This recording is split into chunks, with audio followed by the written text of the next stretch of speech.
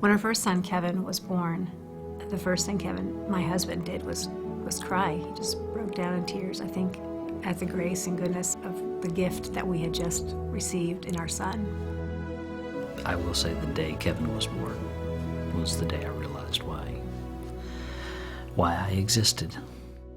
He was so helpful to me as a new mom, and with our newborn, he wasn't afraid to just dive right in and be loving and caring and rock and sing and walk and feed. He always was a very involved, active father to our newborns, to our toddlers, now to our sons as they've grown up and into adulthood. Always remained constant.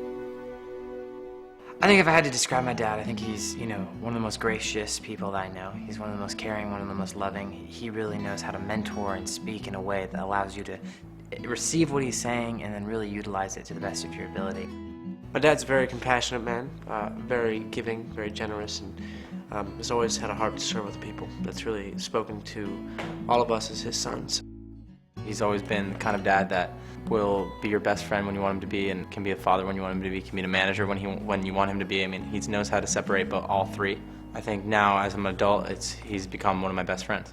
I would describe my dad as awesome. He just loves being around me, and he usually spends time with me because I'm his only son left that's in his house. I always wanted to be somebody that they could come to and feel safe and feel like no matter what the world was or what their experience was, what their pressures were, that the safest place was home. His kids knew that he loved them. He told them, always. From the time they were born, he still tells them. He still hugs the boys. He's very affectionate. My father-in-law has inspired me to be the best parent that I can be because I saw how he raised his kids, and he did a great job, and I would love to be like that. When I grow up, I want to be a dad just like my own, because he's such a great dad and I connect with him so much, and I wish I could be like my dad. Even when they were little, he and I said, we're raising adults, we're not raising children. These kids are going to spend their lives longer as adults, so we need to train them how to be leaders, world changers, gentlemen, how to act in society, and how to be a blessing to this world. My grandfather, when I left for school, and he was really the father image in my life. He said, Kevin, no matter what happens in your life, no matter how high or how low, just live like you're at the bottom, even if you're at the top. I took that for my life and quoted that to the boys and encouraged them to live their life where everybody has value. My father was, I think, one of the biggest pieces to the puzzle to nurturing me and my brothers in our career. For Kevin, Nick, and I, we all really learned how to sing and play instruments from our father. He was raising us up in the house playing music, playing the piano, and my dad could probably pick up an instrument and figure it out really in 5 seconds. I used to say, okay, now I've been in front of a lot of people, so you still have to listen to me because I have experience. And then they passed that number pretty quickly, and they reminded me of it. But they still listened. I was diagnosed with type 1 diabetes in November 2005.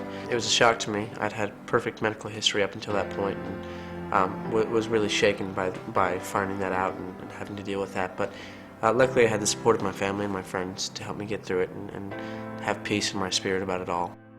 It was devastating because his musical career had just started, and he thought, why me? And then in the next breath, he said, why not me? And he decided, I am going to make a difference. We learned very quickly that the American Diabetes Association was a great partner to do that with. The ADA was instrumental in helping Nick early on. They were definitely a part of his education, the encouragement that came to him early on. Our main hope is that there'll be a cure, and that we'll see it not just in Nick's lifetime, but to benefit his life. I think the biggest thing that my dad has taught me in life is always be yourself, be true to who you are. I think that goes to without saying with our music, with who we are as people, and no matter what it comes down to, all I want to do and all I want to be is, the the best son I can be, but more than that, he pushes us for greatness. He always said he was raising leaders, and I hope I can live up to that one day. My dad's a role model to me because he's just so good at being him and doing what he loves to do. It just makes me want to be a better me. I think the thing that I love most about being a father is that I get to spend my life loving four of the most precious people. That the day they were born, I see them till I die.